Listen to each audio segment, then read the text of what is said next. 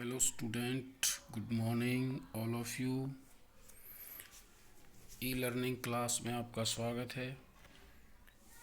आज हम कर रहे हैं 11th हिस्ट्री का 10th चैप्टर, जिसका नाम है मूल निवासियों का विस्थापन।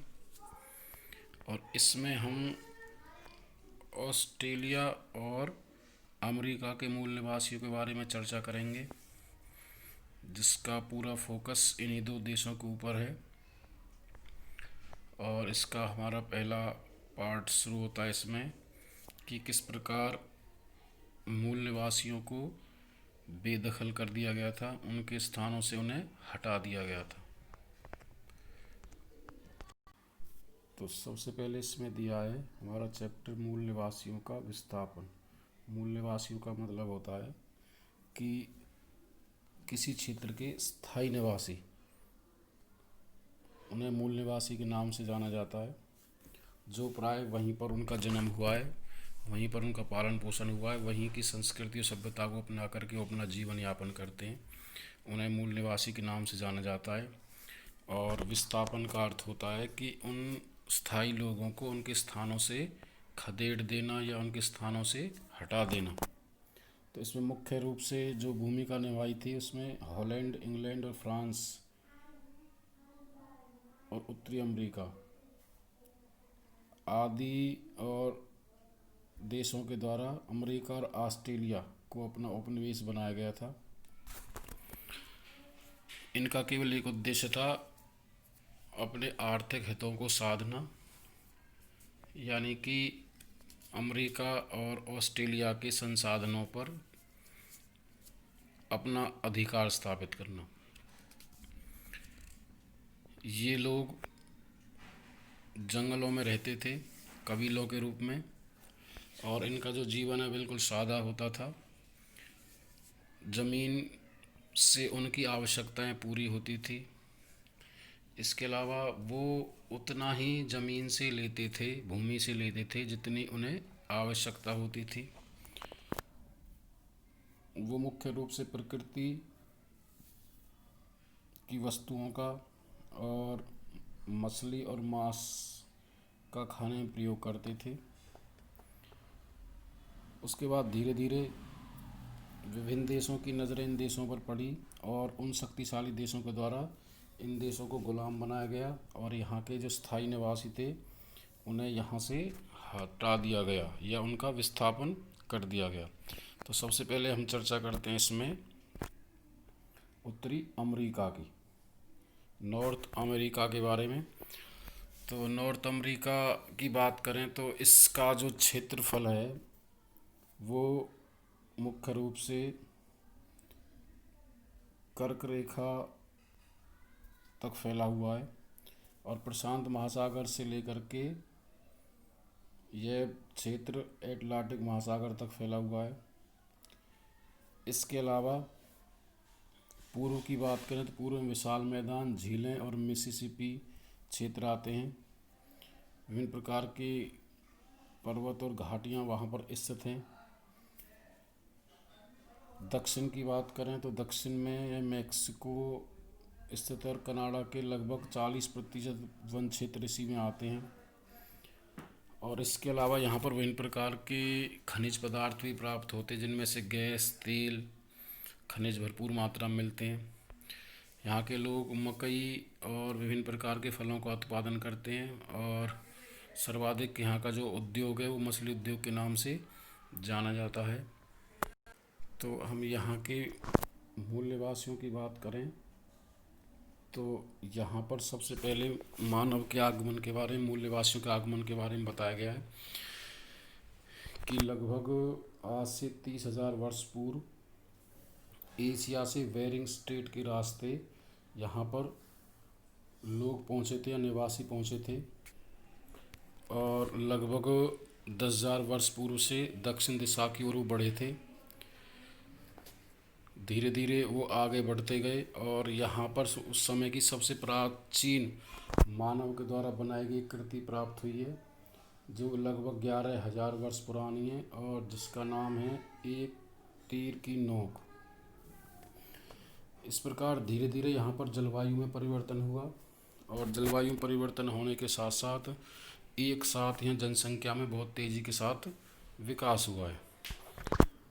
दूसरे उनके जीवन शैली के बारे में बात करें या उनका रहन सहन और भोजन कि जो वहाँ के मूल निवासी थे उनकी जीवन शैली कैसी थी, वो रहन सहन उनका क्या था, क्या वो भोजन में खाते थे। तो इसमें बताया गया कि वहाँ के जो मूल निवासी हैं, जो लोग जंगली लोग के नाम से जाने जाते हैं, जो जंगलों में रहते हैं, मुख्य रूप से नदी घाटियों के किनारे उनका निवास स्थान होता था और वो गांव या समूह बना करके रहते थे। इसके अलावा वो छोटी मोटी कृषि करते थे जिसमें विभिन्न प्रकार की फसलें उगाई जाती थी, जिसमें बताया गया कि मकई और वो सब्जियां का उत्पादन अधिक करते थे। मछली और मांस का भी वो भोजन के रूप में प्रयोग करते थे और इस भोजन की तलाश में ये लोग लंबी यात्राओं पर निकल जाते थे। और इनका एक प्रसिद्ध मुख्य जो भोजन माना गया वो बाइसन नाम का भैंसा होता था, जिससे ये विभिन्न कार्यों के लिए उसका उपयोग करते थे और उसका मांस खाते थे। आगे बात करें वहाँ की अर्थव्यवस्था के बारे में, तो उत्तरी अमेरिका की अर्थव्यवस्था का निर्वहन मुख्य रूप से कृषि से होता था और इसमें पहले बताया जा चुका है कि वो लोग पृथ्वी से या जंगलों से केवल उतना ही प्राप्त करते थे जितनी उन्हें आवश्यकता होती थी। केवल जीवन निर्वाह कृषि वो करते थे कि उतनी फसलें वो पैदा कर पाते थे या हो पाती थी जितनी कि उन्हें पेट भरने के लिए आवश्यक मानी जाती थी। कृषि के अलावा कोई उनके पास अधिशेष नहीं बचता था और इस अधिशेष के न बचने के कारण वहाँ पर किसी प्रकार के राज्य या साम्राज्य की कोई स्थापना नहीं हो पाई थी। नेक्स्ट बात करें उपहारों का आदान प्रदान, एक्सचेंज ऑफ गिफ्ट। तो मूल निवासी मुख्य रूप से किसी व्यापार को नहीं करते थे, वे केवल आपस में मिलजुल करके मैत्रीपूर्ण संबंध स्थापित करते थे और जिन व्यक्तियों को जिन वस्तुओं की आवश्यकता होती थी वो आपस में उन वस्तुओं का उपहारों के रूप में आदान प्रदान करते थे। और इस आदान प्रदान के कारण कबीलों में लड़ाइयों के बाद कुछ समझौते होते थे और समझौते होने पर एक विशेष प्रकार की बेल्ट, बेमुट जिसे बेल्ट बोला जाता है, का आदान प्रदान किया जाता था। ये समझौते की प्रतीक मानी जाती थी और इस बेल्ट को बनाने के लिए विभिन्न प्रकार की रंगीन सीपियों का प्रयोग किया जाता था। नेक्स्ट आता है हमारा भाषा और ज्ञान के बारे में कि मूल निवासियों की या उत्तरी अमेरिका के मूल निवासियों की भाषा और ज्ञान के बारे में चर्चा करें तो वो लोग लिखना नहीं जानते थे। इसके अलावा उन्हें बहुत सारी भाषाएं आती थी लेकिन वो लिखना या किसी प्रकार की लिपि का वहाँ पर आविष्कार कोई नहीं हो पाया था। वो समय के चक्र और प्रकृति के बारे में संपूर्ण रूप से उनके अंदर ज्ञान उपलब्ध था और अपने कबीले की प्रत्येक इतिहास के बारे में वो सब जानते थे और यह इतिहास लिखित न होकर के केवल मौखिक होता था।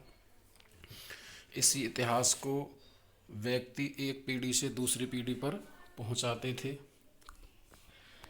नेक्स्ट दिया इसमें यूरोपियों से मुकाबला। तो मूल निवासियों की मुख्य विशेषताओं के बाद इसमें जो वर्णन किया गया हमारा वो था यूरोपीय लोग, वो लोग जो यूरोप महाद्वीप से आकर के उन्होंने उत्तरी अमेरिका को अपना गुलाम बनाया था, उपनिवेश बनाया था। तो उनके साथ इन लोगों के द्वारा किस प्रकार मुकाबला किया गया था उसके बारे में चर्चा करेंगे। तो पहले इसमें चर्चा करते हैं हम यूरोपियों के आगमन के बारे में कि किस प्रकार यूरोप के शक्तिशाली देश उत्तरी अमेरिका पहुँचे और उन्होंने किस प्रकार से अमेरिका को अपना गुलाम बना लिया। तो इसमें कुछ विदेशी यात्रियों की यात्राओं का वर्णन किया गया है जिसमें 1492 में क्रिस्टोफर कोलंबस जो नई दुनिया पहुंचने में, नई दुनिया की खोज करने में सफल हुआ था। इसके अलावा बहुत सारे शक्तिशाली देशों ने सोने चांदी की खोज में एक स्थान से दूसरे स्थान के क्षेत्रों की यात्राएं की है। विभिन्न प्रकार के प्राकृतिक और खनिजों को प्राप्त करने के लिए शक्तिशाली देश उत्तरी अमेरिका पहुँचे और वहाँ जा कर के उन्होंने उत्तरी अमेरिका को अपना उपनिवेश बनाया। नेक्स्ट आता है वस्तुओं का आदान प्रदान। जिसमें पहले भी आ चुका है कि यूरोपीय व्यापारियों को उत्तरी अमेरिका पहुंचने पर यह ज्ञात हुआ, उन्हें पता चला कि उत्तरी अमेरिका के लोग मुख्य रूप से मिसिसिपी नदी के किनारे विभिन्न वस्तुओं का आदान प्रदान करते हैं जिनसे उनकी आवश्यकताएं पूरी हो सकें।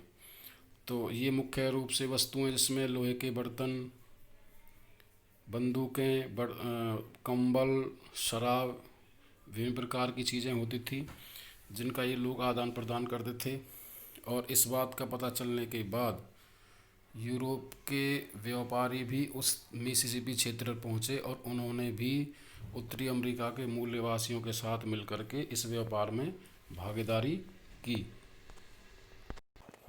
नेक्स्ट आता है इसमें हमारा पारस्परिक धारणाएं कि कुछ विदेशी या यूरोप व्यक्तियों की इन उत्तरी अमेरिका के मूल निवासियों या स्थायी निवासियों के बारे में क्या क्या राय रखते थे वो विदेशी लोग। तो जिसमें सबसे पहले वर्णन किया गया है, जो जैक रूसो ने इन स्थायी लोगों, जंगली लोगों के लिए कहा है। तो जो रूसे एक फ्रांस का प्रसिद्ध दार्शनिक माना जाता है।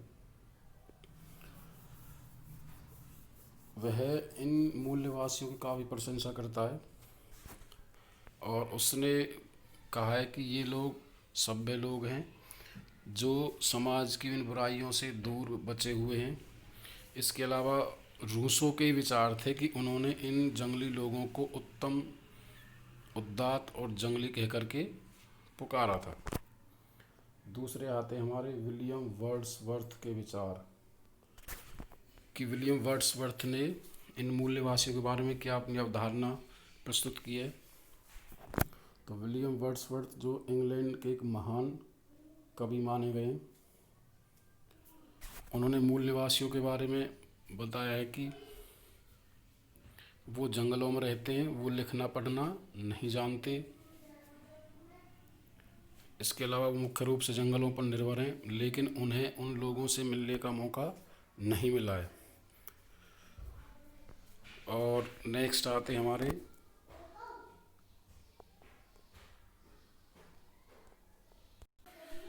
नेक्स्ट दिए हमारे वॉशिंगटन इरविंग के विचार उत्तरी अमेरिका के मूल निवासियों के बारे में।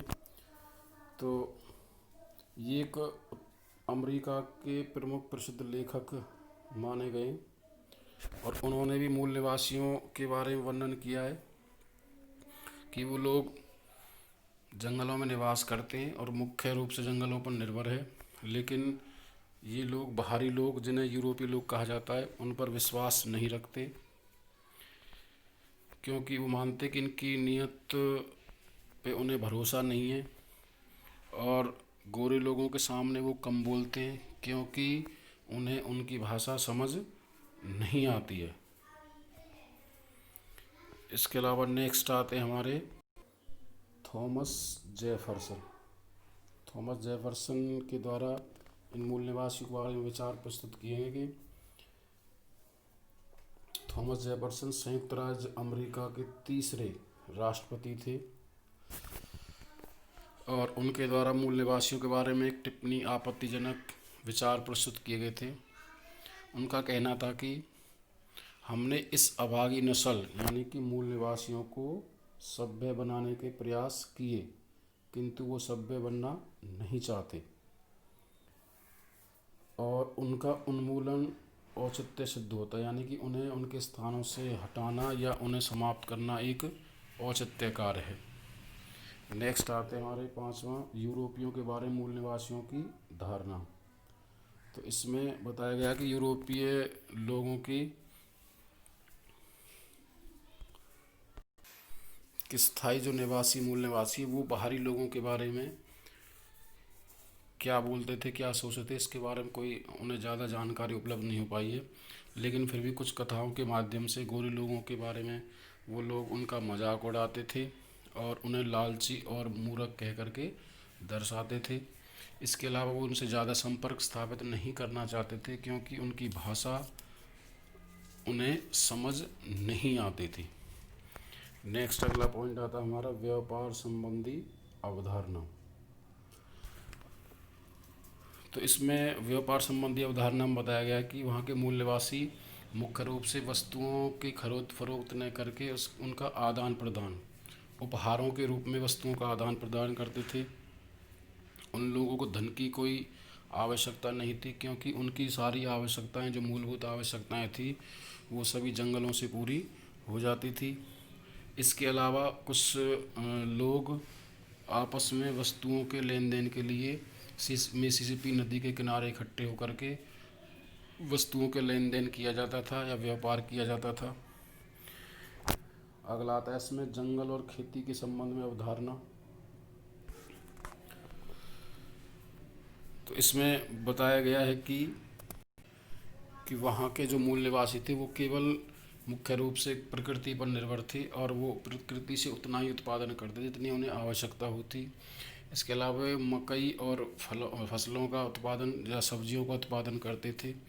यूरोपीय लोग लोहे के औजारों के माध्यम से ज़्यादा जंगलों को काट करके वहाँ कृषि करना चाहते थे, और जिससे उन्हें ज़्यादा से ज़्यादा टैक्स और फसलों का उत्पादन हो, जिससे उन्हें ज़्यादा मुनाफा मिल सके। तो थैंक यू स्टूडेंट, आज इसमें इतना ही। फिर मिलते हैं नेक्स्ट पार्ट